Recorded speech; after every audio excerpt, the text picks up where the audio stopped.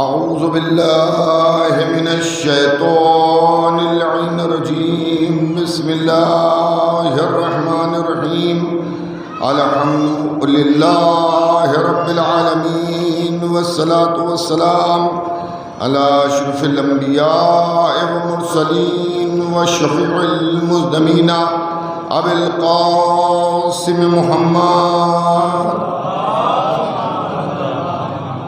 وَأَهْلِ بَيْتِهِ الطَّيِّبِينَ الطَّاهِرِينَ الْمَعْصُومِينَ الْمَظْلُومِينَ مِنْ يَوْمِنَا هَذَا إِلَى قِيَامِ يَوْمِ الدِّينِ أَمَّا بَعْدُ فَقَدْ قَالَ اللَّهُ سُبْحَانَهُ تَبَارَكَ وَتَعَالَى وَقَوْلُ الْحَقِّ بسم الله الرحمن الرحيم قل إن كنتم تحبون الله فاتبعوني يحببكم الله ويغفر لكم ذنوبكم والله غفور رحيم صلوات بھیجیے گا محمد.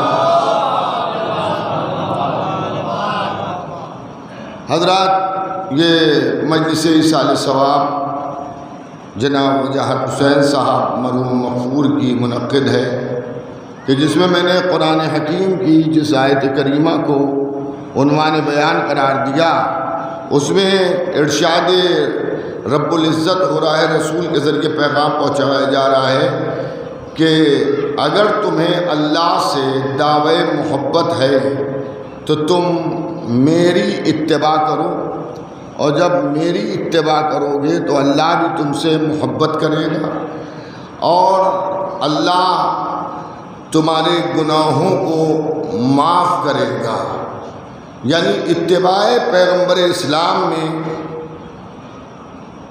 اللہ کی محبت بھی ہے، گناہوں کی توبہ بھی ہے، اور اس کے ساتھ ساتھ جو ہے وہ یہ ثبوت بھی ہے کہ ہم اللہ والے ہیں.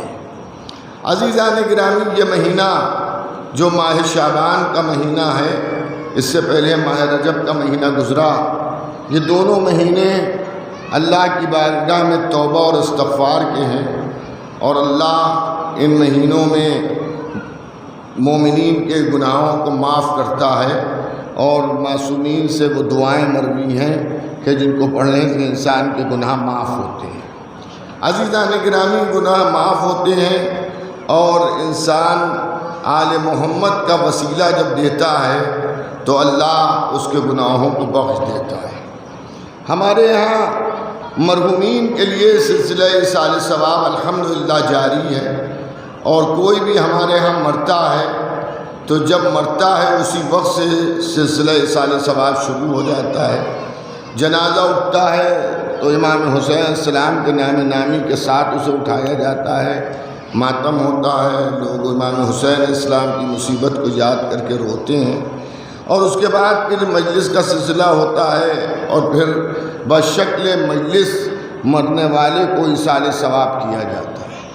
اللہ کا شکر ہے کہ ہمارے مردے مر کے مٹ نہیں جاتے ہیں، بلکہ ہمارے ہاں مرنے کے بعد بھی زندگی ملتی ہے، اور زندگی بھی ایسی ملتی ہے کہ جس کے بعد موت کا تصور نہیں ہے، اور شہادت کا تمغہ مل جاتا ہے. مرنے والا مر کے ایسی زندگی پا لیتا ہے کہ جس کے بعد موت کا تصور نہیں ہے، جس کے بعد موت کا تصور ہی نہیں ہے کہ اب اسے کبھی موت بھی آئے گی. جو آل محمد کے دشمن ہیں، جو آل محمد سے عداوت رکھتے ہیں، جو آل محمد کی عظمت کو گھٹاتے ہیں، جو آل محمد کے وقار کو گراتے ہیں، عزیزان گرامی، وہ مرنے کے بعد مٹ جاتے ہیں. ان کا کوئی نام لیوا نہیں ہوتا، ان کے کیا کوئی ایصال ثواب کا ذریعہ نہیں ہے. ایصال ثواب ہمارے یہاں ہے کیونکہ ہمارے یہاں مرنے کے بعد زندگی ملتی ہے. میرے پاس بہت سے ثبوت ہیں کہ مرنے کے بعد زندگی کیسے ملتی ہے. آپ مفاتح الجنان کو اٹھا کے دیکھیے، قبرستان میں ایک صلوات بھیجیے تشریف بھئی. دیکھیے، مجھے معلوم ہے صبح سے آپ حضرات مجالس میں ماشاءاللہ سے شرکت فرما رہے ہیں، مگر صلوات بآواز بلندی بھیجیے محمد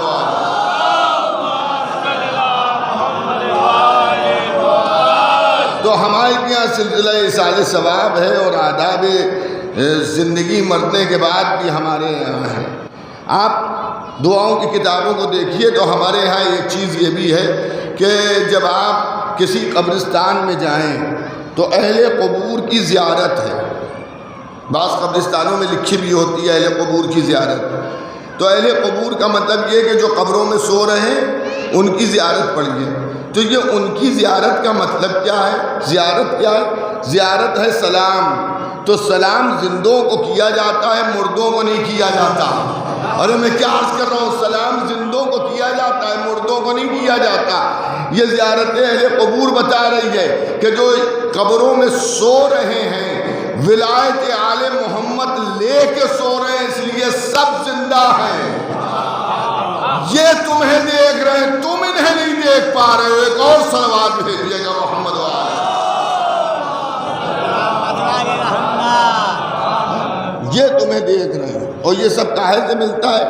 یہ ولایت اہل بیت سے ملتا ہے، ولایت آل محمد سے ملتا ہے۔ اگر ولایت ہے دل میں، آل محمد کی محبت ہے دل میں، آل محمد کی عقیدت ہے دل میں، اور آل محمد کو آپ مان رہے ہیں جو حق ہے ماننے کا اس اعتبار سے، یعنی انہیں امام مان رہے ہیں، معصوم مان رہے ہیں، اللہ کی طرف سے منتخب اللہ کا بندہ مان رہے ہیں، اپنا جیسا نہیں مان رہے ہیں۔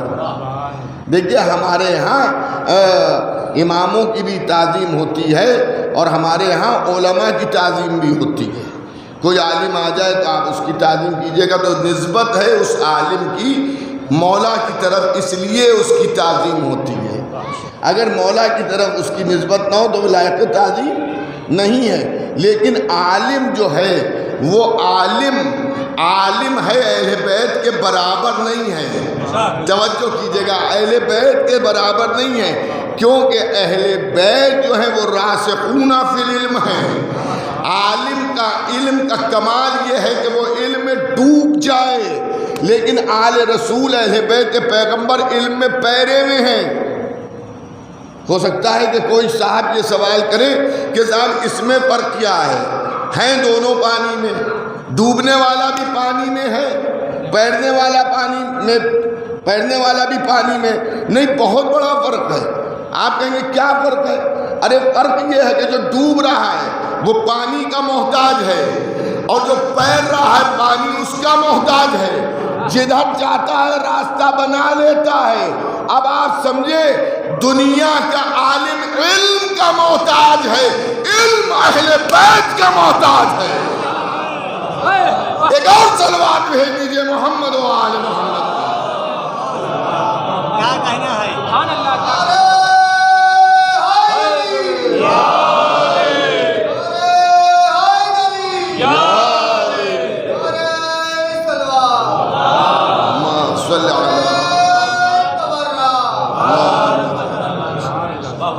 تو عزیزان گرامی، ہمارے ہاں احترام بنیاد علم بھی ہے۔ ہم اہل بیت کو بھی مانتے ہیں تو اس میں بھی ایک چیز یہ ہے کہ ہم ان کو علم کی بنیاد کا مانتے ہیں، مگر ان کا جیسا علم کسی دوسرے کے پاس نہیں ہے۔ دیکھیے ہمارے یہاں علم کی بہت سی قسمیں ہیں۔ ایک مدرسوں میں علم دیا جاتا ہے، وہاں عربی، فارسی اور فلسفہ و منطق و صرف و نحو و تفسیر و حدیث بیان کی جاتی ہے۔ ایک کالجز میں علم دیا جاتا ہے، وہ بھی علم ہوتا ہے، جہاں سائنس پڑھائی جا رہی ہے، جہاں انگلش پڑھائی جا رہی ہے، جہاں مثلاً سنسکرت پڑھائی جا رہی ہے، جہاں میتھمیٹکس پڑھائی جا رہی ہے، جہاں زبانیں پڑھائی جا رہی ہیں، وہ کالج ہے، اس کا بھی علم، وہ بھی علم ہوتا ہے۔ دیکھیں لیکن جو مدرسے کا مدرس ہے اس کے پاس آپ کیمسٹری اور فزکس کی کتابیں لے جائیں تو وہ نہیں پڑھا پائے گا۔ آپ کسی مدرسے گئے کہ صاحب یہ کیمسٹری کا سوال ہے، اسے آپ حل کر دیجئے تو وہ ہاتھ جوڑ لے گا۔ جو فزکس اور کیمسٹری پڑھا رہا ہے، اگر آپ اس کے پاس صرف و نحو کی کتاب لے جائیں، ابتدائی کتاب لے جائیں، تو وہ کہے گا بھائی میں یہ نہیں پڑھا پاؤں گا۔ آپ نے انسانوں کو دیکھا کہ کسی ایک علم میں وہ امتیاز حاصل کر سکتے ہیں، یا دین کے علم میں امتیاز حاصل کر لیا، یا دنیا کے علم میں امتیاز حاصل کر لیا، لیکن اہل بیت کے علم کا عالم یہ ہے کہ اگر دین کا مسئلہ پوچھا پوچھئے تو وہ بھی جواب دیں گے، اگر جدید سائنس کا مسئلہ پوچھئے وہ بھی جواب دیں گے۔ بلکہ عالم یہ ہے کہ جب انسان کی فکر صرف زمین تک محدود تھی، اس وقت دعوی سلونی کرنے والا میرا امام کہہ رہا ہے مجھ سے آسمانوں کے رستوں کو پوچھو، میں آسمانوں کے رستوں کو زمین کے رستوں سے زیادہ بہتر جانتا ہوں۔ یہ ظرف علم ہے، یہ کاسہ علم ہے۔ صلوات بھیج دیجئے محمد، اسے بہتر صلوات بھیجئے محمد وآلہ۔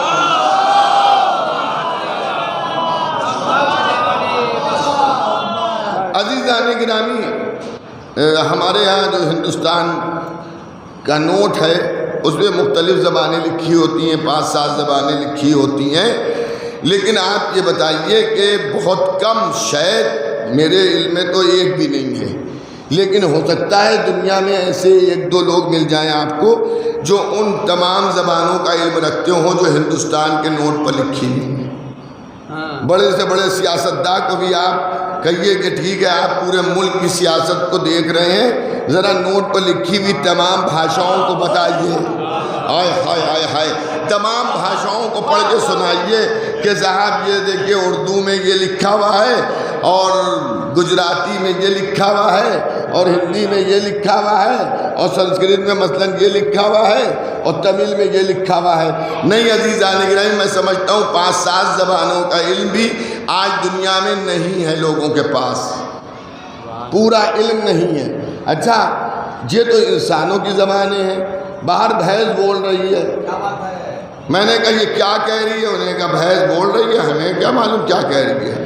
ادھر کبوتر جو ہے وہ گٹر گوں کر رہا ہے، میں نے کہا یہ کیا کہہ رہا ہے؟ کہ ہمیں اس کا علم نہیں ہے۔ ادھر رات میں شیر کے دہاڑنے کی آواز آئی، میں نے کہا یہ شیر جو دہاڑ رہا ہے یہ کیا کہہ رہا ہے؟ کہ اس کا علم تو ہمیں نہیں ہے۔ عزیزان گرامی، دنیا والوں میں اور اللہ والوں میں یہی سب سے بڑا فرق ہے۔ اور میں کیا عرض کر رہا ہوں کہ اگر دنیا والا ہے تو وہ انسان کی زبانیں سیکھ سکتا ہے، مگر جانوروں کا علم اسے نہیں ہے۔ لیکن ہمارے امام وہ ہیں کہ جانور اپنی زبان میں سوال کر رہا ہے، امام اس کی زبان میں جواب دے رہے ہیں۔ ایک اور صلوات بھیجیے گا محمد۔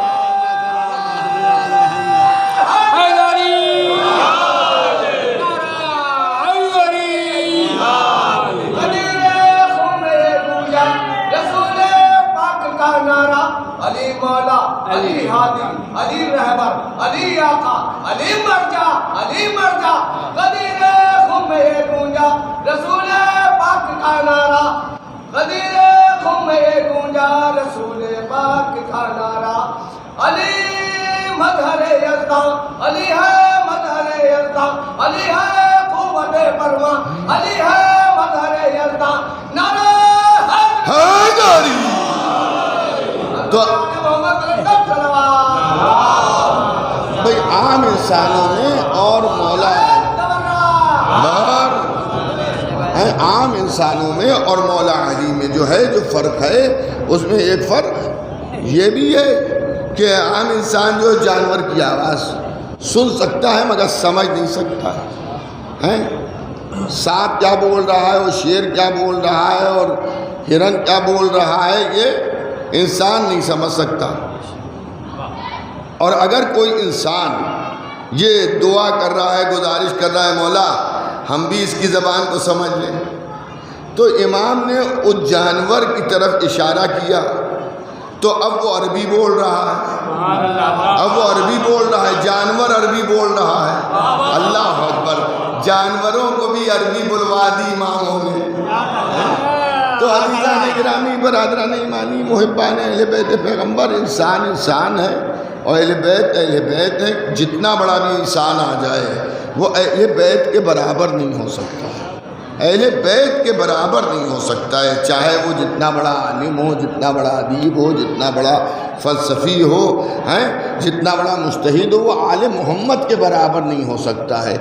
ان کو بھی آل محمد ہی کے در سے علم ملتا ہے۔ میرے والد مرحوم مولانا مرزا محمد عالم صاحب علی اللہ مقامہ فرمایا کرتے تھے کہ جو بھی میرا علم ہے، جو بھی میری خطابت ہے، وہ مولا علی کی زری کے گٹے چوس کر مجھے ملی ہے۔ کیا میرا طریقہ یہ تھا کہ جب میں حرم امیر المومنین میں طواف کرتا تھا تو میں زری کے جو گٹے مطلب گول حصے ہوتے ہیں اس کو میں چوستا تھا کہ مولا مجھے علم دیجئے اور مجھے قوت گویائی دیجئے۔ تو ان کے در سے علم بھی ملتا ہے، ان کے در سے قوت گویائی بھی ملتی ہے، اور جب ان کے در سے کوئی منحرف ہو جائے تو علم بھی ختم ہو جاتا ہے، اور خالی علم ختم نہیں ہوتا بلکہ توہین بھی ہوتی ہے۔ توجہ رکھیے گا، دیکھیں ان کے مقابل نہیں آنا چاہیے ان کے معاملے میں۔ اور یہ بھی میں آپ کی خدمت میں عرض کر دوں کہ اہل بیت کے سوا، آل محمد کے علاوہ کسی کو دعویٰ علم کبھی پھلا نہیں،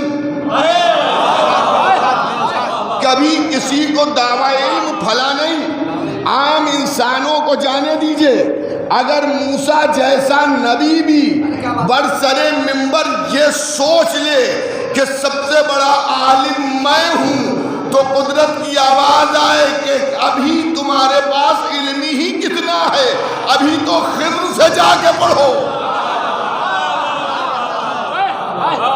موسیٰ جیسے عالم کو خضر کے پاس بھیجا جا رہا ہے، اور خضر جیسے عالم کو امام حسن کے پاس۔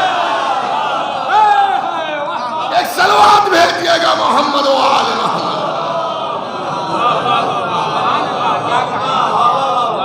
برسر منبر دعوی علم اہل بیت کے سوا کسی کو بھلا نہیں۔ میں نے ابھی بتا دیا، آپ کا ہزاروں مرتبہ سنا واقعہ کہ اگر موسیٰ جیسا بھی اہل سنت حضرات کی تفاسیر میں کہ سوچا تھا خالی، اہل شیعہ یہ کہتے ہیں کہ انہیں زبان سے کہہ دیا تھا کہ میں سب سے بڑا عالم ہوں تو انہیں وہاں بھیج دیا گیا۔ اچھا صاحب اب ایک بات سنیے، بزرگ جانتے ہوں گے لیکن نوجوانوں کو بتا دیں، یہاں سے بھی مگر مولانا حجت الاسلام علینا مولانا تنویر عباس صاحب ایران تعلیم حاصل کرنا، نجف اشرف تعلیم حاصل کرنے کے لیے گئے۔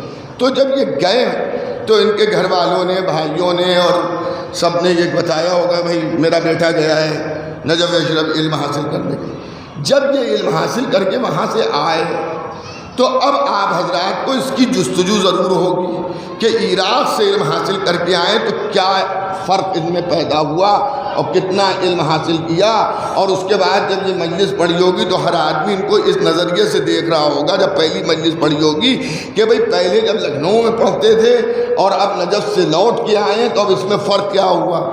پھر آپ نے فرق محسوس کیا کہ ابھی نجف سے آئے ہیں تو اب ماشاءاللہ سے بڑا نکھار آ گیا ہے اور بڑی پختگی آ گئی ہے اور بڑا علمی کلام کرتے ہیں۔ تو وہاں موسیٰ بھی جب واپس آئے ہیں، کیونکہ موسیٰ نے کہا تھا میں پڑھنے جا رہا ہوں، جب پڑھنے کے بعد وہاں سے واپس آئے تو موسیٰ کی قوم جو تھی اس نے پوچھا کیا پڑھا؟ تو اب یہ نبی تھے، جھوٹ بول نہیں سکتے تھے، کہا ایسا ہے کچھ نہیں پڑھا۔ بھئی کچھ کیوں نہیں پڑھا؟ آپ تو گئے تھے پڑھنے کے لیے، کیا وہ استاد سے بنی نہیں، حضرت خضر سے بنی نہیں؟ اب تفصیل نہیں عرض کروں گا اس کی، استاد سے بنی نہیں، اور بغیر پڑھے ہم دونوں الگ ہو گئے۔ کہ اچھا کوئی چیز دیکھی آپ نے؟ انہیں کہا ایک چیز، اب پوری توجہ کیجئے گا، ایک چیز میں نے ایسی دیکھی کہ جس پر میں بھی مبہوت ہو گیا اور خضر بھی چوک گئے۔ تو کیا دیکھا؟ کہ ہم دونوں جب سمندر کے باہر کھڑے ہوئے اور اب دونوں میں فراق استاد و شاگرد میں ہونے والا ہے، ہم تمہاری طرف آنے والے ہیں، وہ اپنی سمت جانے والے ہیں، تو ہم نے دیکھا ایک پرندہ آیا اور اس پرندے نے اپنی چونچ میں سمندر کا ایک قطرہ بھرا اور بھر کے اوپر نیچے دہنے بائیں سامنے پیچھے پھینکا اور پھر ایک قطرہ سمندر میں ٹپکا کے چلا گیا۔ کہ ہم دونوں پریشان کہ یہ پرندہ کیا ہدایت کر کے گیا ہے کہ اتنی دیر میں نزول جبرائیل ہوا۔ تو سلام دعا کے بعد پہلا سوال ہم نے دونوں نے ان سے یہ کیا یہ پرندہ کیا کہہ کے گیا ہے؟ تو انہی نے جواب دیا یہ پرندہ نہیں تھا، اللہ کی طرف سے بھیجا ہوا ایک ملک تھا۔ جب یہ آسمان کی طرف پانی پھینک رہا تو کہہ رہا تھا آسمان کے پیدا کرنے والے کی قسم، جب زمین کی طرف پانی پھینکا تو کہا زمین کے پیدا کرنے والے کی قسم، جب مغرب کی طرف پانی پھینکا تو کہا مغرب کے پیدا کرنے والے کی قسم، جب مشرق کی طرف پانی پھینکا تو کہا مشرق کے پیدا کرنے والے کی قسم، جب شمال کی طرف پانی پھینکا شمال کے خالق کی قسم۔ سب قسمیں کھانے کے بعد اس نے کہا تم دونوں کو دیکھ کے اے موسیٰ اے خضر، تم دونوں کا علم آخری زمانے کے نبی کے وسیع کے علم کے سامنے بالکل ایسا ہی ہے جیسے سمندر کے سامنے ایک قطرہ آب۔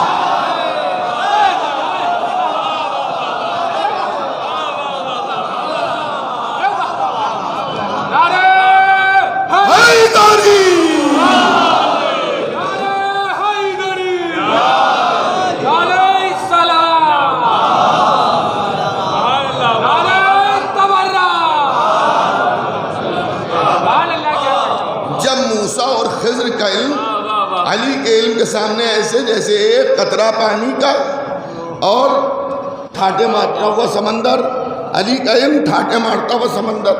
حضرت عبداللہ ابن عباس حضرت عبداللہ ابن عباس نے مولا علی سے علم قرآن حاصل کیا تھا اور بہت مہارت تھی، تو کسی نے پوچھا کتنا علم حاصل کیا؟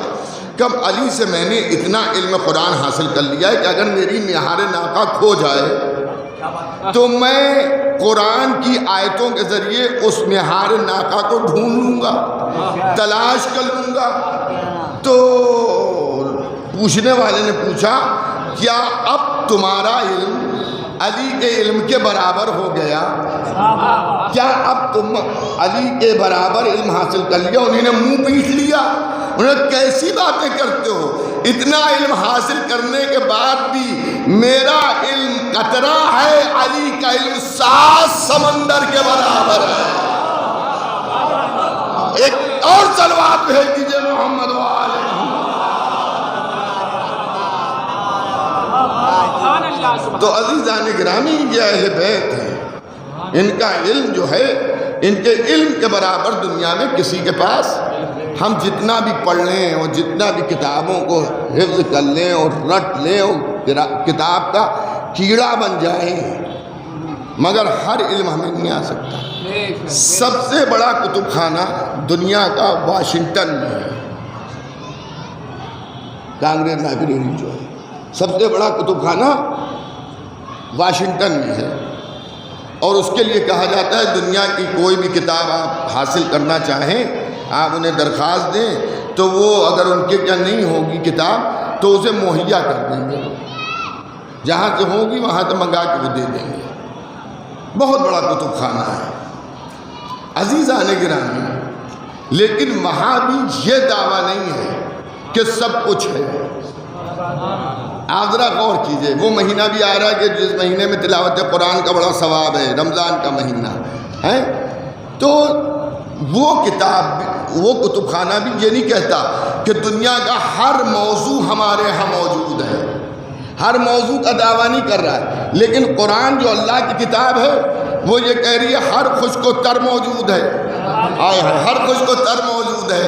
اب عزیزان گرامی قرآن کے اندر ہر خشک و تر موجود ہے، تو ذرا قرآن کو گھروں میں رکھیں، سب تلاش کیجئے، ڈھونڈیے، جن کے کیا یہ کہا جاتا ہے کہ ہمارے یہاں بہت سے حافظ ہیں، ان حافظوں سے پوچھئے تمہیں قرآن میں کیا کیا ملا۔ اگر ان سے ہم یہ پوچھ لیں کہ اپنی اماں ابا کے نکاح کے صیغے دکھا دو تو وہ بھی نہیں دکھا پائیں گے، ہیں؟ تو عزیزان گرامی قرآن کہہ رہا ہے سب ہمارے اندر ہے، جو دل چاہے تم سوال کرو پوچھو۔ تو بہت سے سوال ایسے ہیں، قرآن رکھیے آپ سامنے اور قرآن سے سوال کرنا شروع کیجئے، قرآن جواب نہیں دے گا۔ دیکھیے اسی لیے تو نبی نے کہا کہ 2 قرآن، ایک قرآن صامت ہے، ایک قرآن ناطق ہے۔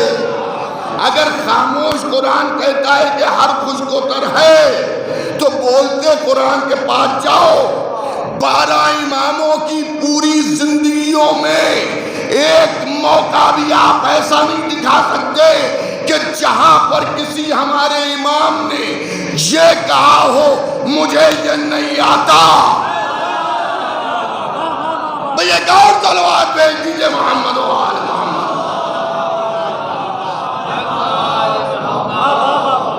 مجھے اس کا علم نہیں ہے، مجھے نہیں معلوم ہے۔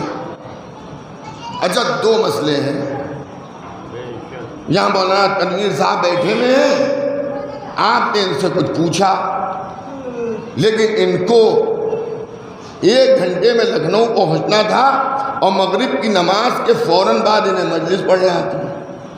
آپ نے ان سے پوچھا، ان کو جواب معلوم تو تھا مگر وقت نہیں تھا۔ اگر یہ 10 منٹ آپ کو جواب دیتے تو وہاں مجلس میں جو ہے گڑبڑ ہو جاتی اور دیر ہو جاتی اور وہاں کا معاملہ ڈسٹرب ہو جاتا۔ تو انہی نے چلتے چلتے کہا ایسا ہے مجلس پڑھ کے ابھی ہم لکھنؤ سے واپس آ رہے ہیں، ابھی بتا دیں گے۔ دیکھیں یہ انسان کا علم ہے کہ جو جواب دے سکتا ہے مگر اگر وقت کم ہے آئے ہائے تو وہ یہ کہے گا کہ بھائی ابھی نہیں، ہم بہت مصروف ہیں، بہت جلدی میں، بعد میں ہم آپ کو اس کا جواب دے دیں گے۔ لیکن آل رسول میاں یہ بھی مسئلہ نہیں ہے، یہ بھی مسئلہ نہیں ہے۔ علی کسی محاذ پر جانے کے لیے تیار کھڑے ہیں، گھوڑے کی 1 رکاب میں پیر ڈالا ہے کہ کسی نے پوچھا اسلام کیا ہے، علی نے دوسری رکعت تک پیر لے جاتے ختم قرآن کر دیا۔ ایک اور اس سے بہتر صلوات بھیجیے گا محمد۔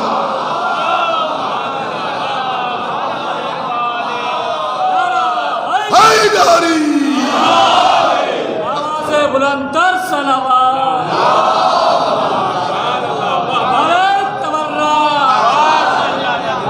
اب لوگ اسلام کی بات کرتے ہیں، اسلام مولا علی نے کہا کہ قرآن کے اندر ہے، قرآن کے اندر اسلام ہے، پورا اسلام قرآن میں سمٹا ہے، قرآن بھی کہیں سمٹا ہے۔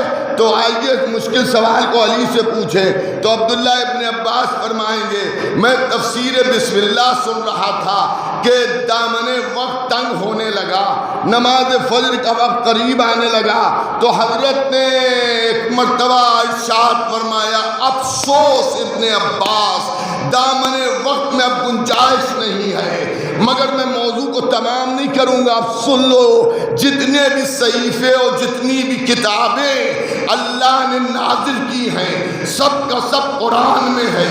جو کچھ قرآن میں ہے وہ سورہ الحمد میں ہے، جو کچھ سورہ الحمد میں ہے وہ بسم اللہ میں ہے، جو کچھ بسم اللہ میں ہے وہ بسم اللہ کی بے میں ہے، جو کچھ بے میں ہے وہ اس کے نیچے کے نقطے میں ہے۔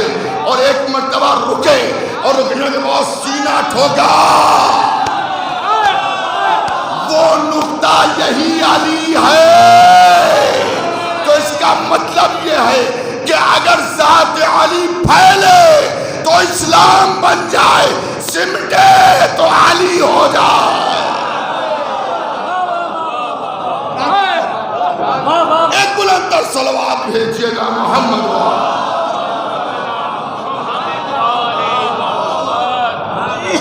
تو عزیزان گرامی، برادران ایمانی، محبان اہل بیت پیغمبر، در علی سے ہمیشہ طلب علم کیجئے۔ جتنے بھی آپ بڑے ہوں ان کے در سے بھیک مانگیے اور اپنے کو ذرہ ہی انسان سمجھے، اپنے کو قطرے کا قطرہ ہی سمجھے، کبھی یہ نہ سمجھے کہ ہم اہل بیت کے برابر ہو گئے۔ برسر منبر دعوی علم کسی کو پھلا نہیں۔ ایک صاحب نے دعویٰ کیا ویسا ہی جیسا مولا علی کا دعویٰ تھا کہ پوچھنے والوں پوچھ لو مجھ سے۔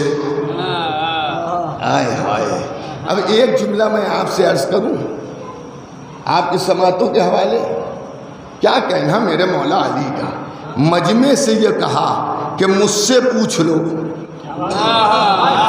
انہوں نے مجمع سے نہیں پوچھا، مولا علی نے مجمع سے نہیں پوچھا، مجمع سے یہ کہا کہ مجھ سے پوچھ لو، جو بھی پوچھنا چاہتے ہو وہ پوچھ لو۔ یہی دعویٰ ایک شخص نے کر دیا مولا علی کے برابر جانے کے لیے. تھا وہ عالم، اپنے کو عالم کہہ رہا تھا، لوگ اسے عالم مانتے تھے، اور اس نے یہ دعویٰ کیا. جب یہ دعویٰ اس نے کیا تو ہوا کیا؟ سوچا سب اسی کے مطلب میں تقریر کر رہا ہوں تو جو مومنین براہیم سبھی تقریباً مجھ سے محبت کرتے ہیں، سب بیچارے صبح سے تھکے ہوئے ہیں، لیکن سب آئے ہیں، جمع ہوئے، سب آپ حضرات تشریف لے آئے ہیں. آپ کی محبتیں آپ تشریف لائے کہ جعفر عباس تو اب یہ مجمع جو ہے یہ میرا سننے والا مجمع یہاں پہ جمع ہے. اچھا اب اس میں 100% لوگ نہیں ہوتے ہیں، کچھ یوں بھی آتے ہیں. تو وہاں جو اس نے کہا کہ اپنا مجمع ہے، دعویٰ ٹھوک دو، کون ٹوکے گا؟ لیکن وہاں قدرت نے انتظام یہ کیا کہ اس بڈھے کا جواب کسی بڈھے نے نہیں دیا، اس بڈھے کا جواب ایک بڑھیا نے دیا. ایک بڑھیا کھڑی ہو گئی، اس نے کہا مجھے پوچھنا ہے. کیا؟ مجھے پوچھنا ہے. کیا پوچھنا ہے؟ پوچھنا کیا ہے؟ کیا یہ بتائیے سلمان محمدی کہاں مرے؟ بھائی بڑا چھوٹا سا سوال تھا. ارے چلو جیسے مطلب میچ ہو رہا ہو، بالکل کانٹے کی ٹکر چل رہی ہو، اور گیند جو پھینک رہا ہو وہ ایسی پھینکے کہ جس پہ شاٹ اچھی لگ جائے. انہوں نے کہا یہ تو بہت آسان سوال ہے. کہا کہ بڑھیا ہوگی تجھے آج تک یہ نہیں معلوم ہوا؟ وہ بڑھیا بھی اپنے دل میں کہہ رہی ہوگی یہ پتہ چلے گا کہ یہ بڑھیا جو ہے وہ جسم کی بڑھیا ہے، عقیدے کی بڑھیا نہیں ہے.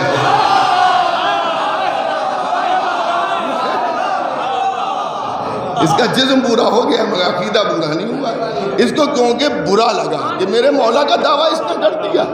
تو سلمان کو کہاں دفن ہے؟ کیا مدائن میں. مدائن میں. کیا اچھا پھر یہ بتائیے مدائن میں دفن ہے، ان کی نماز جنازہ کس نے پڑھائی؟ ارے یہ بھی نہیں معلوم. حضرت علی کرم اللہ وجہہ نے پڑھائی. ہاں آپ کو معلوم ہمارے کیا تو سب علیہ السلام ہیں، ہم علیہ السلام کہتے ہیں، ان کے منہ سے علیہ السلام نہیں نکلتا ہے. ہائے ہائے اب ایک جملہ عرض کر دوں کیوں نہیں علیہ السلام نکلتا ہے. وہ حضرت علی کو کرم اللہ وجہہ کہتے ہیں، ہم علیہ السلام کہتے ہیں. دیکھیں اسی منبر پر یہ عطائے مولا ہوئی ہے. یہ نکتہ میں نے کبھی کہیں پڑھا نہیں ہے اور نہ کبھی کہیں سوچا ہے، لیکن ابھی ابھی میرے ذہن میں یہ بات آئی ہے. یہ نکتہ جو ہے اسی منبر کی عطا ہے، ابھی ابھی کی. مولانا تنویر صاحب ابھی ابھی کی عطا ہے. دیکھیں دودھ کا جلا بھی مٹھا پھوک پھوک کے پیتا ہے. یہ محاورہ ہے یا نہیں ہے؟ ارے وہ کیا علی کو علیہ السلام کہیں گے کہ جن کے بزرگوں کے سلام کا جواب فاطمہ نے نہیں دیا.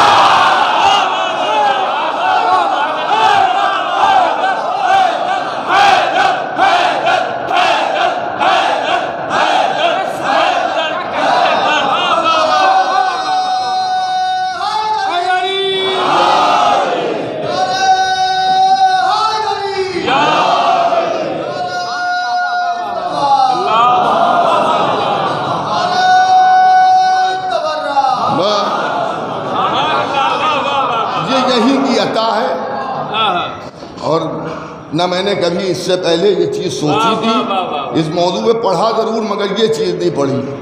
یہ ابھی ذہن میں آئی. اور یہ آپ حضرات ظاہر سادات کی بستی ہے اور جن کے سال ثواب کی مجلس ہے وہ بھی ظاہر ہے محب اہل بیت. تو یہ عطائے مولا ہو. جو لوگ مجلسیں پڑھتے ہیں جو اشعار کہتے ہیں ان کو معلوم ہے کہ کبھی کبھی ادھر ہی سے عطا ہوتی ہے. تو عزیزان گرامی وہ کہتے ہیں کہ اچھا یہ بھی میں کہہ دوں کہ جب ان کے علماء سے آپ پوچھئے کہ یہ حضرت علی کرم اللہ وجہہ کیوں کہتے ہیں کہ اللہ نے ان کے چہرے پر خاص کرم کیا ہے. تو کیا کرم کیا ہے؟ کہ انہی نے کبھی بتوں کے سامنے سر نہیں جھکایا ہے. انہیں ابھی بتوں کے اور ایک واقعہ وہ لوگ بیان کرتے جبکہ ہم اسے نہیں مانتے. اسے بھی سمجھ لیجیے, ہم لوگ نہیں مانتے, کوئی شیعہ نہیں مانتا ہے, کیونکہ ہمارے ہاں یہ طے ہے کہ جن صلبوں میں اور جن رحموں میں اللہ نے اس نور کو بھیجا وہ سب کے سب مومن تھے. تو ان کے کیا کی ایک روایت ہے, وہ یہ کہتے کرم اللہ وجہ, اس لیے ہم کہتے ہیں کہ جب یہ شکم مادر میں تھے تو ماں کو انہی نے بت پرستی سے روکا تھا. یہ ان کی جھوٹی روایت ہے, لیکن ہمارے استدلال میں یہ بات آ گئی کہ علی کو شکم مادر میں بھی یہ شعور تھا کہ بت پرستی صحیح عمل نہیں ہے. تو اب ان کے مقابل علی کو نہ لائیے گا جو 40 سال تک حد یہ ہے کہ اسلام لانے کے بعد بھی پرستش کر رہے ہیں. کسی مسلمان نے کہا اب تو تم مسلمان ہو گئے, اب یہ کیا ہاتھ جوڑے کھڑے ہو, تو مسکرا کے بولے ان سے بھی بڑے پرانے تعلقات ہیں. ایک اور صلوات بھیج دیجئے محمد و آل محمد. سمجھے آپ؟ تو عزیزان گرامی کہا کہ تجھے نہیں معلوم, حضرت علی نے علیہ السلام نے نماز, میں پڑھ رہا ہوں تو میں اپنے حساب سے کہہ رہا ہوں, حضرت علی علیہ السلام نے نماز پڑھائی. اس نے کہا اچھا اب سمجھ میں آیا میری کہ علی اس وقت کہاں تھے, کہ مدینے میں, سلمان کہاں تھے, مدائن میں. کہ اس کا مطلب یہ ہے کہ 2-3 دن میت رکھی گئی ہوگی. بھائی کوئی یہاں مر جائے, آپ کو لکھنؤ سے کسی پیش امام کو بلانا ہو تو آپ کو انتظار 2-4 گھنٹے کرنا پڑے گا. تو اب مدینے سے علی جب گئے ہوں گے تب نماز.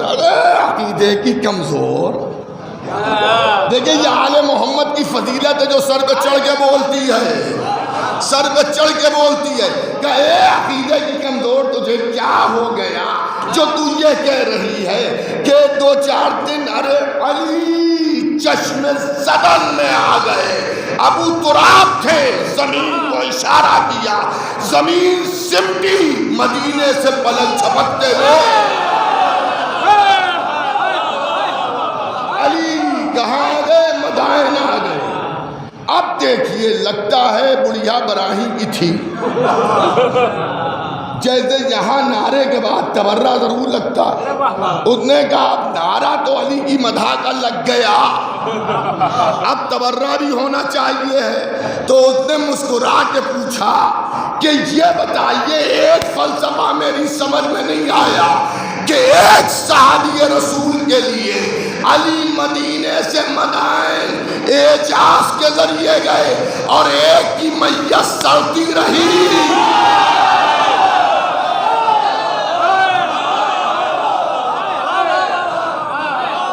علی نے نماز جنازہ نہ پڑھائی. آپ سمجھ گئے نا وہ کون تھے؟ علی نے نماز جنازہ. اب جو علامہ کا بلڈ پریشر ہائی ہوا, اب جو بلڈ پریشر, اب اس وقت اس طرح کی مشینیں نہیں تھی جس سے بی پی ناپ لیا جائے. ناچ گئے وہ اور کہا اٹھ نکل جائے یہاں سے. تو بڑھیا نے کہا ٹھیک ہے میں جا رہی ہوں. اس نے اپنا عصا سنبھالا اور ٹیکتی ہوئی نکلی. جب وہ بالکل نکلنے والی تھی تو انہی نے کہا کہ اب اس پر کوئی چوٹ مارے. دیکھیے اہل بیت پر کوئی چوٹ مارے تو خود چوٹ کھا جاتا ہے, اور اہل بیت کے چاہنے والے پر کوئی چوٹ مارے تب بھی خود چوٹ کھا جاتا ہے.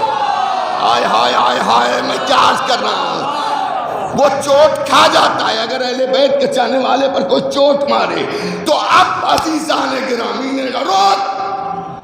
وہ بیچاری رک گئی, کوئی بھگوڑوں کی ماننے والی تھوڑی تھی, رک گئی. وہ جی فرمائیے کہ یہ بتا کہ تو عورت ذات مردوں میں چلی آئی, ہائے ہائے ہائے ہائے ہائے, مردوں میں چلی آئی, تو نے شوہر سے اجازت بھی لی تھی یا نہیں؟ وہ سیدھی کھڑی ہوئی اور کھڑے ہو کے اس نے پھر ایک نعرہ لگا دیا اور اس نے کہا مجھ سے بعد میں پوچھئے گا جو جمل میں آئی تھی۔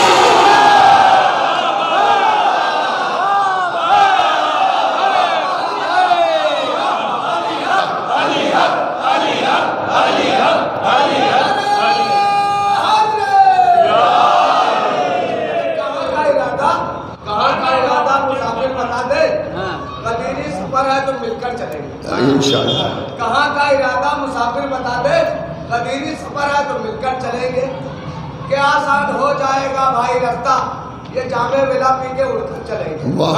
ملا کوئی مومن تو ہمسایہ ہوگا، منافق کے سائے سے بچ کر چلیں گے۔ ملا کوئی مومن تو ہمسایہ ہوگا، منافق کے سائے سے بچ کر چلیں گے۔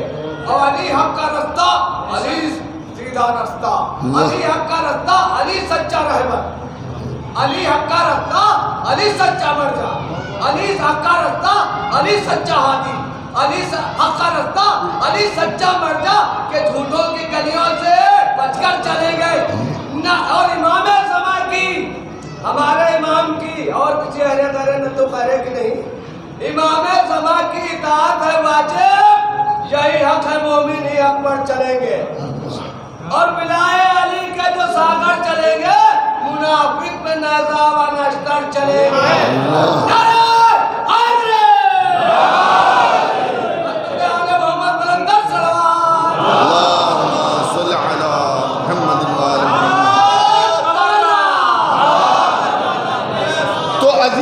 گرامی برادران ایمانی محبان اہل بیت پیغمبر، تو ہمارے جو ائمہ ہیں ان کے علم کا کمال یہ ہے کہ دنیا کی ہر زبان کا علم ہے۔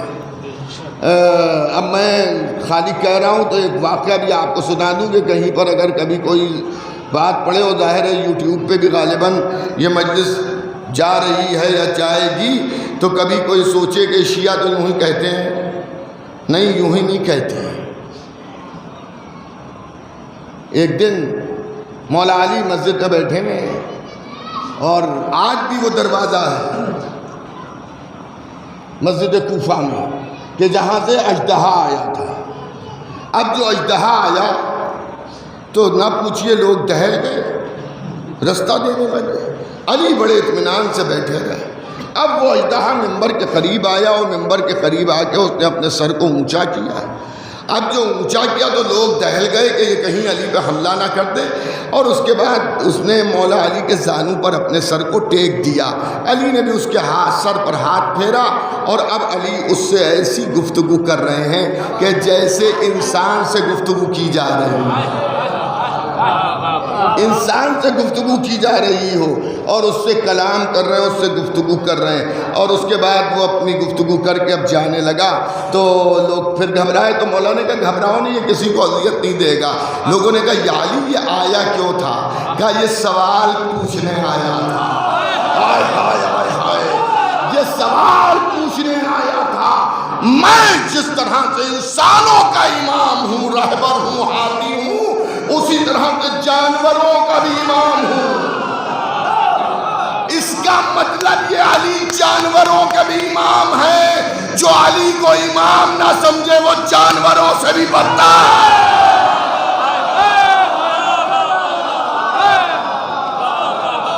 اچھا صاحب، جانوروں میں آپ سب سے بدتر، ایک جانور، دو جانور کھلے ہوئے ہیں جس کو بہت بدتر، مسجد چلے آ رہے تھے اور قریب سے چھوتا وہ یوں چلا گیا، ہر جگہ مل جائے گا، کتا یہاں بھی ہوگا، لگ گیا، آپ نے کہا ارے مسجد نہیں، اب جاؤ پاک کرو، گیلا تھا وہ۔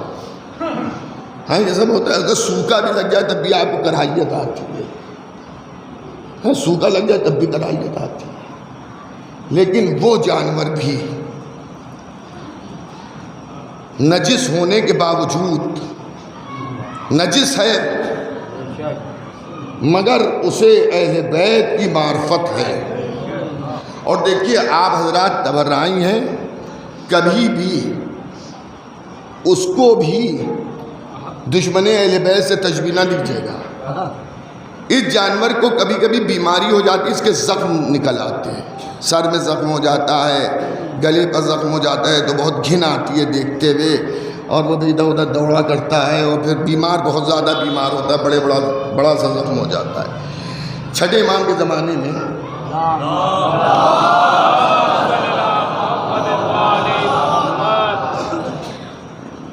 دو چاہنے والے آپ کے جیسے چلے جا رہے تھے، اور ایسی بیماری میں مبتلا ایک کتا ایک نالی پر پڑا ہوا تھا، انہوں نے اسے دیکھا، ایک نے دوسرے کے کونی ماری، کہا ماں یہ بالکل وہ لگ رہا ہے،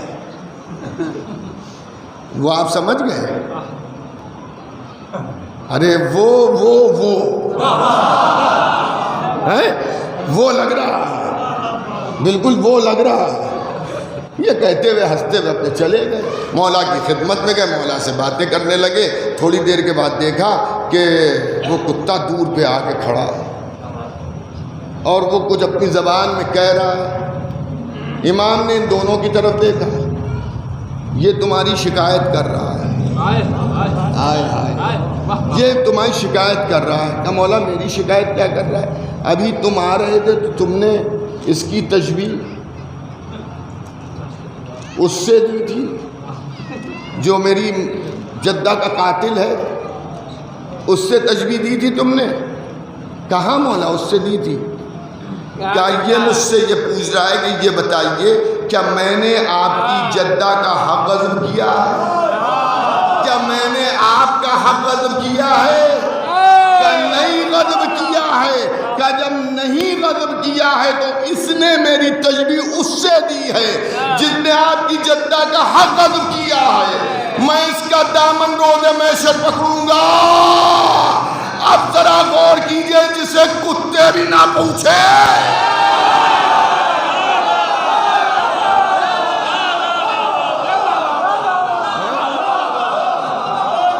وہ بھی کہہ رہا ہے۔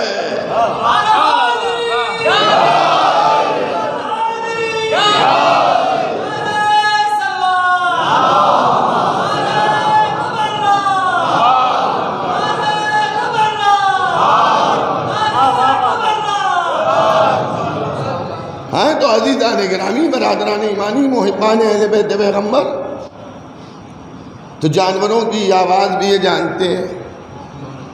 اللہ نے خود مولا فرما رہے ہیں جتنی بھی زبانیں خلقی ہیں ان تمام زبانوں کا علم مجھے دیا ہے۔ زبانیں خالی مجھے علم نہیں دیا ہے، زبانوں کو اللہ نے بعد میں خلق کیا ہے، اور اس کا علم مجھے پہلے دیا ہے۔ اب آپ کہیں گے اس کے اوپر کوئی دلیل؟ آپ سے مراد آپ حضرات بھی، آپ تو سب مولائیں ہیں، لیکن کوئی کہہ سکتا ہے کہ اس کے اوپر دلیل؟ تو دلیل ہمارے یہاں زندہ دلیل ہے۔ ہمارے یہاں ایک امام زندہ پردہ غیب میں ہے،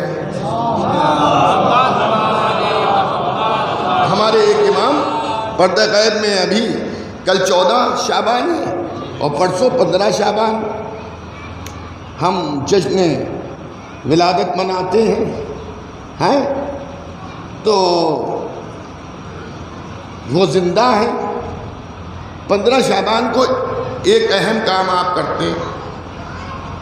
اب دیکھیں بات آ گئی ہے تو آپ حضرات کو میں بتا دوں ذرا سا اس سلسلے میں بھی کہ شب 15 شعبان کل دن گزر کے رات اور پرسوں کا پورا دن بڑا ہی خوشی کا دن ہے، اور بڑا ہی برکتوں کا دن ہے، اور بڑا ہی مسرتوں کا دن ہے۔ مجھے نہیں معلوم کہ 14 شعبان کو یہاں مردوں کی نظر دن میں ہوتی ہے رات میں ہوتی ہے؟ دن میں ہوتی ہے؟ ہاں ٹھیک ہے، اچھا ہے۔ کچھ لوگ رات میں کرتے ہیں، تو رات میں امام کی خوشی شروع ہو جاتی ہے۔ رات میں مردوں کی نظر کی بات ہم کریں، فاتحہ جو ہوتا ہے، رات میں امام کی خوشی شروع ہو جاتی ہے، شب لگ جاتی ہے امام کی ولادت کی۔ تو امام کی خوشی میں ہمیں اپنے غم کو نہیں شامل کرنا ہے۔ دیکھیں میں بھی یتیم ہوں، میرے والد کو مرے ہوئے تقریباً 36-37 سال ہو گئے ہیں، لیکن جب بھی ان کا فاتحہ ہوتا ہے تو ہمارا دل مزبہل تو ہوتا ہی ہے، ان کی یاد تو آتی ہے۔ تو ہمیں امام کی خوشی میں اپنی دنیاوی غم کو نہیں شامل کرنا ہے۔ اس لیے کل مردوں کی نظر جو ہے وہ آپ سورج غروب ہونے سے پہلے دلا لیجئے، پورے دن میں کسی وقت بھی آپ سورج غروب ہونے سے پہلے، کیونکہ جہاں سورج غروب ہوا تو شب لگ جائے گی 15ویں شعبان کی۔ اور بہت غور سے سنیے گا، 15ویں شعبان کے شب کے بہت سے اعمال ہیں، آپ جشن کیجئے، خوش ہوئیے۔ 15ویں شعبان کی شب میں اور 15ویں شعبان کے دن میں غسل ہے، اور امام نے ارشاد میں جب غسل کرو تو اس وقت یہ تصور کرو کہ ہم اپنے گناہوں کو دھو رہے ہیں۔ جیسے آپ کھیت سے آئے، ہاتھ پیروں میں مٹی لگ گئی ہیں، یا کیچڑ لگ گئی، یا کوئی چیز لگ گئی، ٹریکٹر کا تیل لگ گیا، تو آپ جب نہاتے ہیں تو اس سب کو مل مل کے دھوتے ہیں نہیں؟ یا نہا بھی لیے اور مٹی بھی بھری ہوئی ہے اور تیل بھی لگا ہوا ہے، تو آدمی کا نہانے سے فائدہ کیا ہے؟ تو امام کریں جب نہاؤ تو یہ اپنے گناہوں کو تصور میں لاؤ کہ ہم اپنے گناہوں کو دھو رہے ہیں، اور اس شب کے غسل سے فائدہ یہ ہے کہ آل محمد کے محب کے جو گناہ ہیں وہ دھل جاتے ہیں۔ تو کل کی شب غسل کیجیے گا، اور غسل ویسے ہی ہوتا ہے جیسے غسل جنابت وغیرہ آپ کرتے ہیں، اسی طرح سے وہ غسل ہوتا ہے۔ نیت بس یہ رہے گی 15ویں شعبان کی شب کا غسل کر رہے ہیں، اور جب دن کا غسل کیجئے تو 15ویں شعبان کے دن کا غسل کر رہے ہیں۔ اس کے بعد نماز جعفر تیار، میں نے اس کے ویڈیو بھی بنائے ہیں، جو مدرسے کی ویب سائٹ، ایک یوٹیوب چینل العلم، اس کے اوپر وہ ویڈیو پڑا ہوا ہے۔ اگر آپ کو چاہیے تو آپ اپنا واٹس ایپ نمبر مجھے دے دیے گا، میں آپ کو بھیج دوں گا، کیونکہ نماز مغرب کا وقت بھی آ رہا ہے، تو اگر میں بیان کروں گا تو اس میں وقت لگے گا۔ نماز جعفر تیار، دعائے کمیل، اور سب سے اہم زیارت امام حسین، مخصوص ہے 15ویں شعبان کے لیے زیارت امام حسین۔ اگر امکان میں ہو تو خود جا کے انسان زیارت کرے کربلا، اور اگر نہیں جا سکتا ہے کربلا معلیٰ عراق تو زیارت امام حسین پڑھے۔ اور میں یہ عرض کروں گا 15ویں شعبان کو جو آپ کے گاؤں میں امام حسین کا روضہ ہے، یہاں بھی ذریعہ امام حسین ہے اور کربلا بھی ہے، آپ اس غرض سے جائیے گا کہ میں اصل میں نہیں جا رہا ہوں تو نقل میں جا رہا ہوں۔ مخصوص زیارت امام حسین 15 شعبان کی ہے، شب 15 اور 15ویں شعبان، مفاتیح الجنان میں آپ کو مل جائے گی مخصوص زیارت۔ اگر مخصوص زیارت نہ ملے تو زیارت وارثہ پڑھ لیجیے گا۔ غریب مومنین کی مدد کیجیے گا، چاہے 1 روپے 2 روپے ہی سے صحیح، ایک دوسرے کو مبارکباد دیجیے گا مولا کی آمد کی۔ دعائے کمیل پڑھیے گا۔ زیارت آل یاسین کا بھی 15ویں شعبان، شب 15ویں شعبان پڑھنے کا بہت زیادہ اجر و ثواب ہے، اسے پڑھیے گا۔ امام کی آمد ہے، کیونکہ وہ ہمارے زمانے کے امام ہیں، تو یہ اعمال بھی کیجیے گا، جشن بھی کیجیے گا، نظر و نیاز میں بھی شرکت کیجیے گا، اس کے ساتھ ساتھ یہ اعمال ضرور کیجیے گا۔ اور اگر یہ سب اعمال نہ کر پائیے گا تو زیارت امام حسین ضرور پڑھیے گا۔ مخصوص زیارت مل جائے تو بہت اچھا ہے۔ امام زمانہ کی ایک زیارت ہے، وہ بھی مخصوص زیارت ہے، 15 شعبان کی ہے، وہ بھی آپ کو مفاتیح الجنان میں مل جائے گی۔ اگر وہ مل جائے تو اسے پڑھیے گا، ورنہ کوئی بھی زیارت جو آپ روز پڑھتے ہیں امام کی زیارت وہی پڑھ لیجیے گا، مگر پڑھیے گا ضرور۔ اچھا، بات کہاں سے شروع ہوئی تھی؟ بات شروع ہوئی تھی کہ کوئی یہ پوچھے آپ کا امام ہر زبان جانتا ہے، تو آپ کے زمانے کا امام بھی ہر زبان جانتا ہے؟ ہاں، آؤ 15 شعبان کو دیکھو، ہندوستان میں مختلف شہروں میں جاؤ، عریضے لکھے جاتے ہیں. ہائے ہائے عریضے. ہم اردو بولتے ہیں اردو میں لکھ رہے ہیں, کوئی بچہ ہندی جانتا ہے وہ ہندی میں لکھ رہا ہے, کوئی انگریزی جانتا ہے وہ انگریزی میں لکھ رہا ہے, کوئی گجراتی جانتا ہے, میں خالی ہندوستان کی بات کر رہا ہوں, گجراتی جانتا ہے تو گجراتی میں لکھ رہا ہے, مراٹھی جانتا ہے تو مراٹھی میں لکھ رہا ہے. جس کو جو زبان آتی ہے اس زبان میں عریضہ لکھ رہا ہے. ایران والے فارسی میں لکھ رہے ہیں. عریضہ لکھا جا رہا ہے, کسے بھیجا جا رہا ہے؟ زمانے کے امام کو, زمانے کے امام کو. تو اگر امام ہر زبان نہ جانتے ہوتے تو یہ کہا جاتا خالی عربی میں لکھو.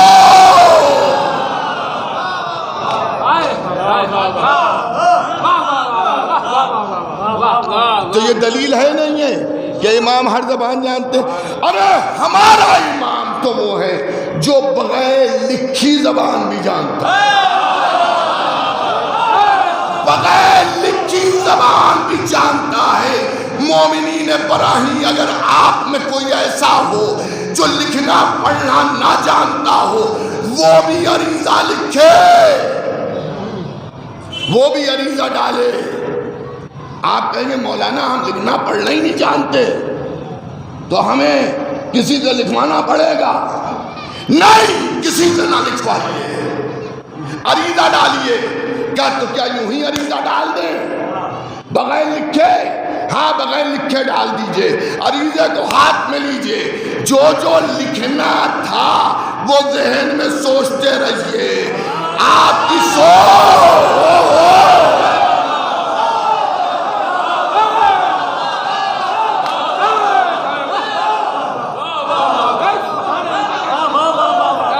سوچ امام تک پہنچے گی. آپ کہیں گے اس کے اوپر کوئی دلیل؟ دلیل یہ ہے کہ جب غیبت صغریٰ کا زمانہ تھا اور مومنین اپنے مولا سے خط و کتابت کرتے تھے تو خط لکھتے تھے.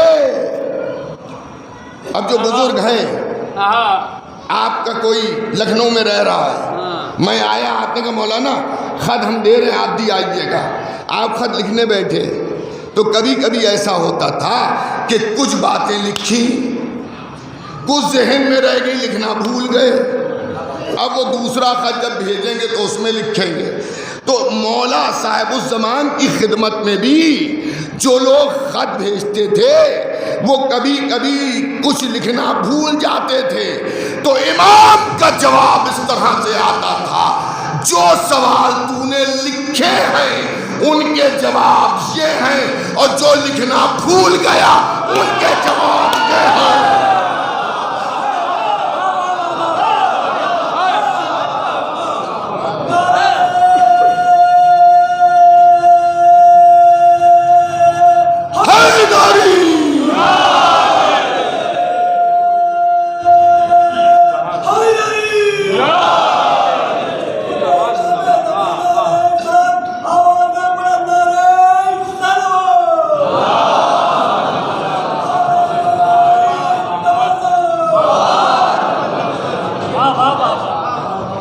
سمجھ گئے؟ تو وہ ذہنوں کو بھی پڑھتے ہیں, آپ کی سوچ کو بھی پڑھتے ہیں, وہ جانتے ہیں آپ کو کیا ضرورت ہے. آپ کے زمانے کے امام فرما رہے ہیں کہ اگر ہم تمہاری نگہداشت نہ کرتے تو تمہیں زمانہ ختم کر دیتا. یہ دنیا بھر میں اتنے مارے جاتے ہیں, پھر ہم ہیں. یہ ہمارا ہونا اس بات کی دلیل ہے کہ ہمارے زمانے کا امام ہماری حفاظت کر رہا ہے, ہم لاوارث نہیں ہیں. تو عریضہ ضرور ڈالیے گا 15 شعبان کو. یہاں تو دریا ہوگا, دریا نہیں ہے, اگر کنواں ہوگا, تالاب ہے, تالاب میں ڈالیے, کنویں میں ڈالیے. اور خالی کلی نہیں, جب کوئی مشکل پڑے, جب کوئی ضرورت پڑے تب عریضہ لکھیے. اور عزیزان گرامی, اگر کوئی تالاب یا کنویں یا دریا تک نہیں جا سکتا ہے تو وہ عریضہ لکھ کے قرآن میں رکھ دے. مگر لکھیے عریضہ بھیجیے ضرور. کیوں بھیجیے یہ بتائیے. امام عصر ہیں زندہ نہیں ہیں؟ جواب دیجئے. ہیں زندہ تو ہم زبان سے کہتے ہیں زندہ ہیں. عریضہ عملی ثبوت ہے کہ ہمارا امام زندہ ہے. ہمارے سوا کوئی عریضہ نہیں لکھتا. جن کے مر گئے وہ مردوں کو کیا خط بھیجیں گے؟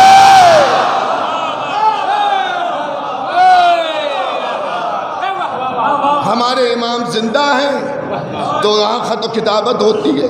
اچھا یہ بتائیے آپ اپنے امام کو دوسرے لوگ کہتے ہیں آپ اپنے امام کو خط لکھتے ہیں. انہیں نے بھی کبھی آپ کو خود بھیجا؟ لیجئے خوب بھیجا. آم کی فضل آ رہی ہے. میں لکھنؤ میں تھا, بور آ چکا ہے. میں لکھنؤ میں تھا, مولانا ارشاد عباس آ رہے تھے. میں نے ایک خط آپ کو بھیجا اور اس میں یہ لکھا کہ ذرا 2 پیٹی اچھی دسہریاں بھیج دیجیے گا. آپ نے خط پڑھا. پڑھنے کے بعد جب ارشاد عباس صاحب لکھنؤ آنے لگے یا کوئی لکھنؤ جانے لگا کہ جا کے مولانا جعفر عباس کو یہ 2 پیٹی آم دے دینا. سن رہے ہیں آپ؟ ہاں بھجوا دیجیے گا. نہیں میں مذاق کر رہا ہوں. 2 پیٹی آم وہ لے کے آ گیا. اس نے کہا یہ فلاں صاحب نے آپ کو بھیجا ہے. اب وہ میرا پڑوسی وہ یہ کہہ رہا ہے آپ نے خط بھیجا تھا اس کا جواب تو آیا نہیں. ارے تو ضروری نہیں ہے کہ خط کا جواب خط کی شکل میں آئے. ہم نے آم مانگے تھے, آم آ گئے.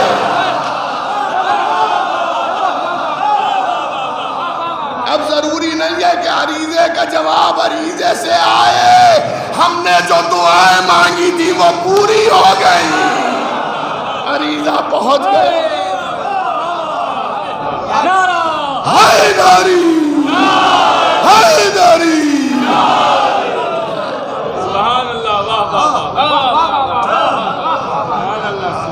ہم نے جو امام کو لکھا تھا وہ امام کی طرف سے پورا ہو گیا. ہمارا عریضہ آ گیا, پہنچ گیا.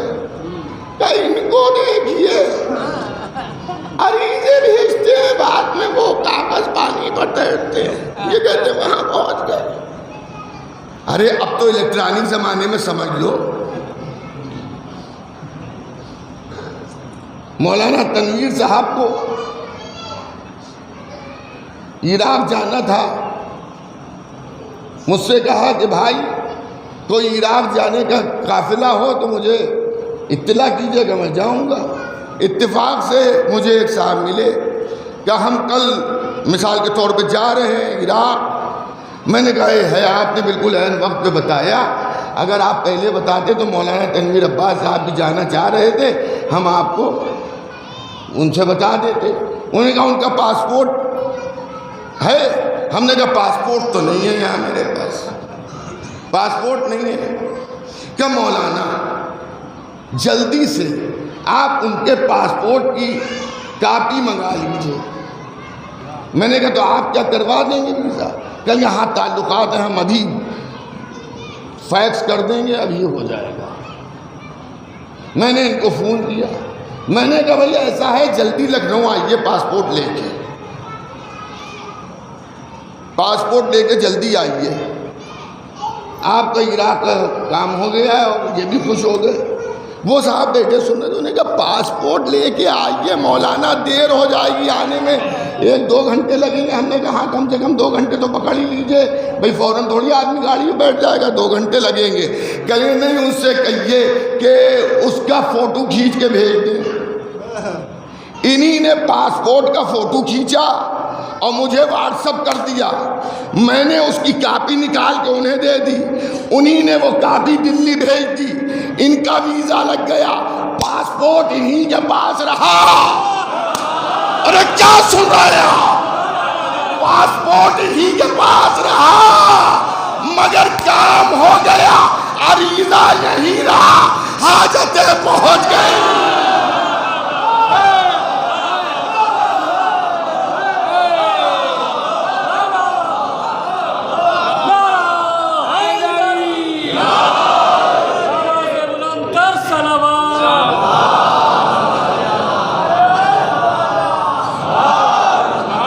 امام کے ظہور میں تعجیل کے لیے بلند تر صلوات۔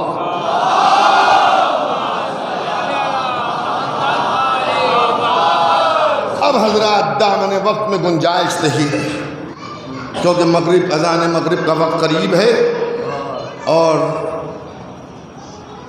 مجلس کو تمام کرنا ہے۔ تو میں نے ابھی آپ سے کہا جن مرحوم و مغفور وجاہت حسین صاحب کی مجلس میں آپ بیٹھے ہیں، اللہ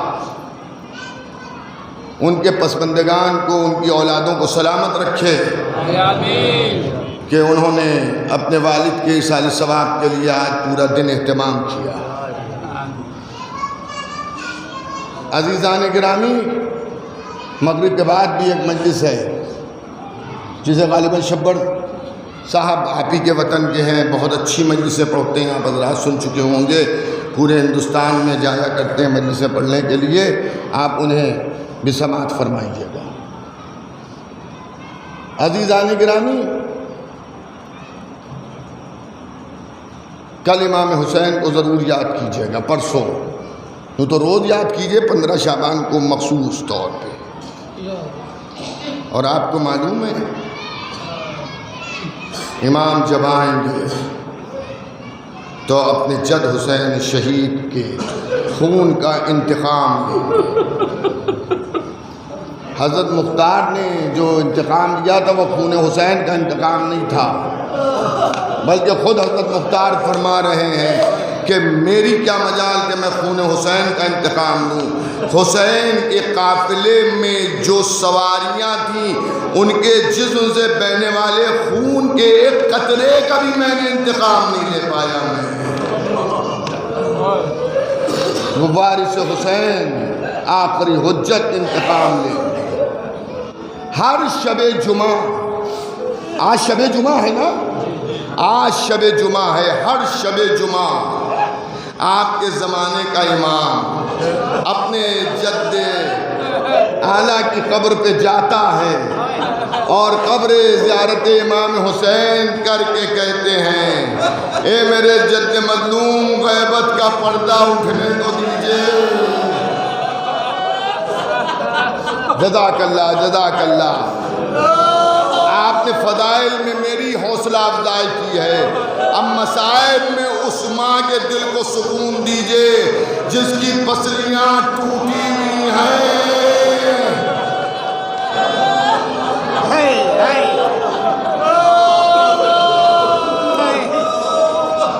آپ سمجھ گئے نا،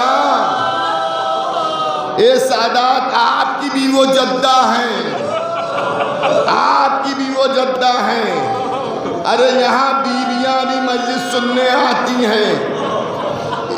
اس آبادی کے کچھ خواہش ہیں جو میں اکثر لوگوں کی خدمت میں عرض کرتا ہوں کہ خواتین اپنے گھروں میں بیٹھ کر بھی مجلس سنتی ہیں اور مجلس ختم ہونے کے بعد گھروں سے بھی رونے کی آوازیں آتی ہیں۔ اے میری بہنوں، تم میں کسی کی پسلیاں تو نہیں ٹوٹی؟ ہائے سیدہ جب مجلسوں میں آتی ہے،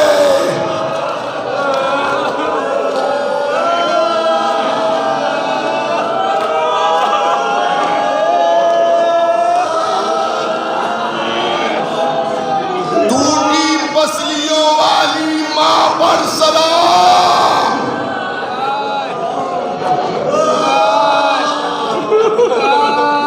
ٹوٹی پسلیوں والی ماں پہ سلام، ٹوٹی پسلیوں والی ماں پہ سلام۔ اور آپ کا رونا اس کے زخم کے لیے مرہم کا کام کرتا ہے۔ میرے والد فرماتے تھے کہ رومال سفید لے کے آتی ہیں اور آپ کی آنکھوں سے آنسوؤں کا نذرانہ لے جاتی ہیں، اور میں اس موقع پر کہتا ہوں کہ وہ آپ سے زیادہ دور نہیں ہوتی ہیں، زیادہ سے زیادہ ایک ہاتھ کا فاصلہ ہوتا ہے، اور روز محشر جب کوئی مددگار نہیں ہوگا، فاطمہ حسین کے عزاداروں کو آواز دینی، گھبراؤ نہیں، تمہاری امانت میرے پاس ہے۔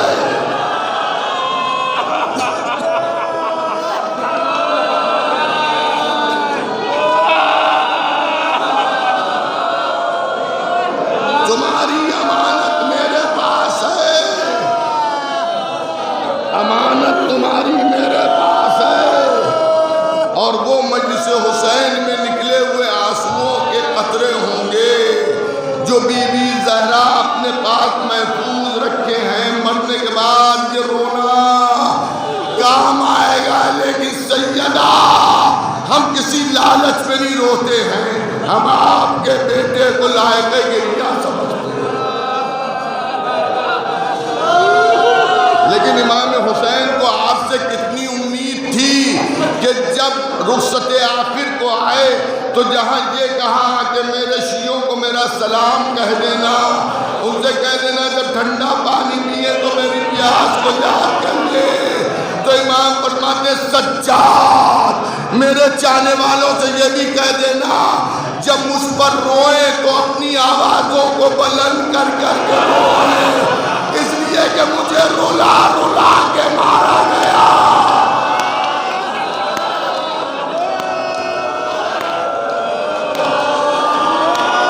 جزاک اللہ، مجھے رولا رولا کے مارا گیا۔ ہائے حسین،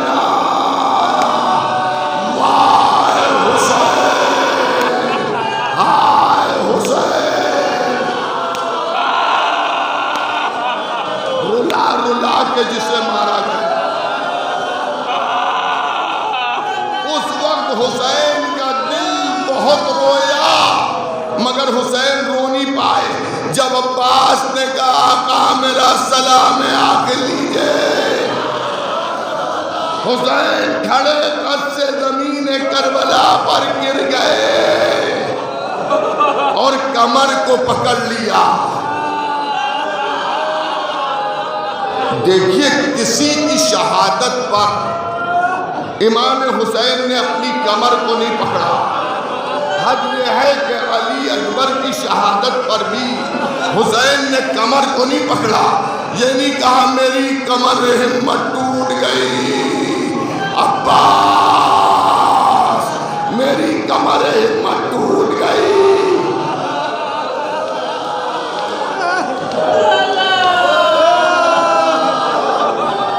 آپ کے زمانے کے امام کے پاس روایتوں میں ہے کہ زمانے کے امام کو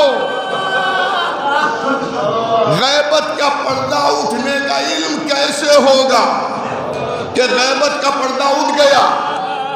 تو لکھا ہے کتابوں میں عباس کا علم جس کا پھریرا لپٹا ہوا ہے وہ خود بخود کھل جائے گا اور امام سمجھ جائیں گے کہ غیبت کا پردہ اٹھ گیا۔ ارے دادا کی ذوالفقار اٹھائیں گے، عباس کا علم لیں گے۔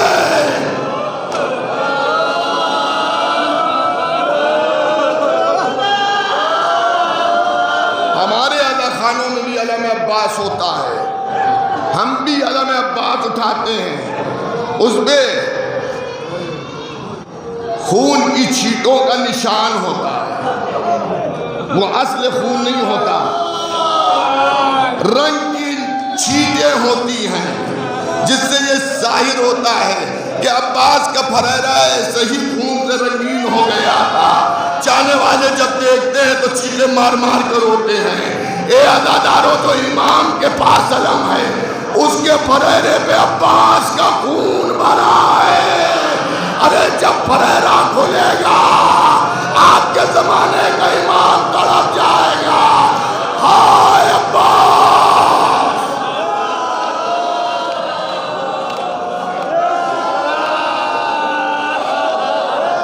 جزاک اللہ بس مجلس تمام ہو رہی ہے. ہائے عباس. آئیے بات حضرت عباس پر آئی ہے تو حضرت عباسی کے مصائب پر مجلس تمام ہو جائے. پھریرا کھلے گا, زمانے کا امام اس پھریرے کو اٹھائے گا. یا صاحب الزمان, یہ میرے زمانے کے امام, آپ نے جب پھریرا اٹھائیں گے تو آپ کی کمر ٹوٹی بھی نہیں ہوگی, آپ پورے شباب کے عالم میں ہوں گے. ہائے کربلا کا حسین جب علم عباس لے کے آ رہا ہے, ٹوٹی ہوئی کمر پر ہاتھ ہے. یا عباس, یا عباس, یا عباس, یا عباس. ہو سکتا ہے کوئی پوچھے کہ لاشا کیوں نہیں لے کے آئے, علم کیوں لے کے آئے. ارے جب رخسار پر رخسار کر کے رکھ کے کہا عباس کچھ کہنا چاہتے ہو, تو عباس نے کہا تھا میرے جنازے کو خیموں میں نہ لے جانا. ارے مجھے سکینہ سے شرمندگی ہے, میں وعدہ کر کے آیا تھا پانی لے کے آؤں گا.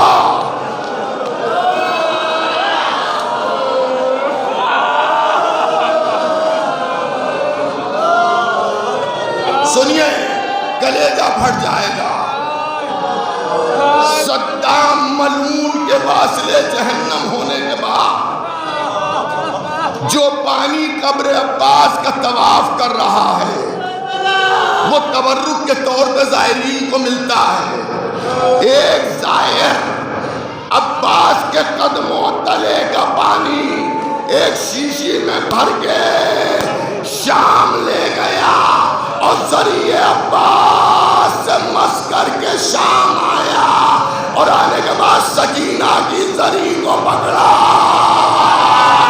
پانی کو ذری میں ڈالا. اے سکینہ, تیرے چچا کے قدموں تلے آج بھی پانی ہے.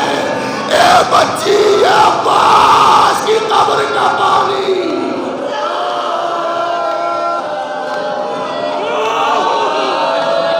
سکینہ تڑپ رہی ہوگی.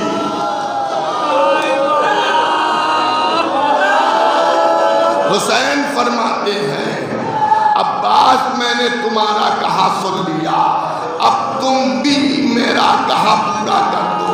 عباس ایک مرتبہ بھائی کہہ دو, بھائی کہہ دو. عباس نے کہا میں غلام ہوں, میں کیسے بھائی کہہ دوں, کہ میری تمنا ہے. تھر تھراتی آواز آئی بھیا. حسین کو آواز بہت پسند آئی. ارے اسی کے ساتھ عباس کا دم نکل گیا.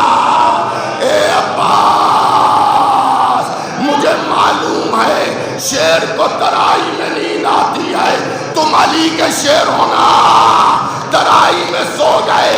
اب عباس تمہیں حسین نہیں جگائے گا, مگر یہ یاد رکھنا اب زینب جاگے گی.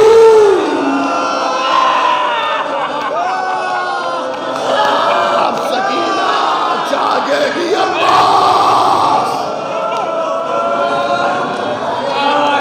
بس ختم ہو رہی ہے مجلس. حسین نے علم کو اٹھایا اور چلے جا عباس, یا عباس. شاید سکینہ یہ سمجھی میرا چچا آ گیا. خیمے کا پردہ اٹھایا, خون بھرا علم دیکھا, بابا کے لپٹ گئی. بابا میرا چچا. کہا سکینہ اب چچا کا انتظار نہ کرنا, چچا مارا گیا. 4 سال کی بچی پنجوں کے پھل کھڑی ہوئی, نہر فرات کی طرف دیکھا, چچا آ جاؤ. اب سکینہ پانی نہیں مانگے گی.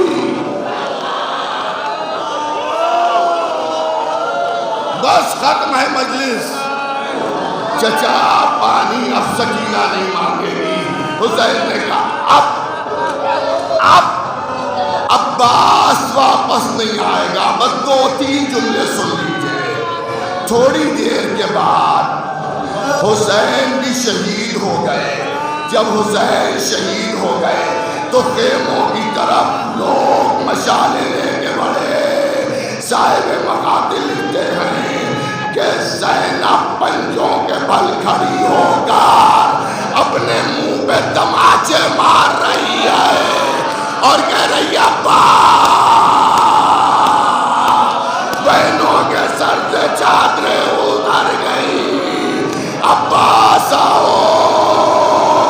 لیجئے شمر نے سکینہ کے گوشوارے بھیجے اور چادر زینب کو لیا. لاش عباس پر آ گیا. عباس مرنے کا بڑا خیال تھا. لو یہ زینب کی چادر.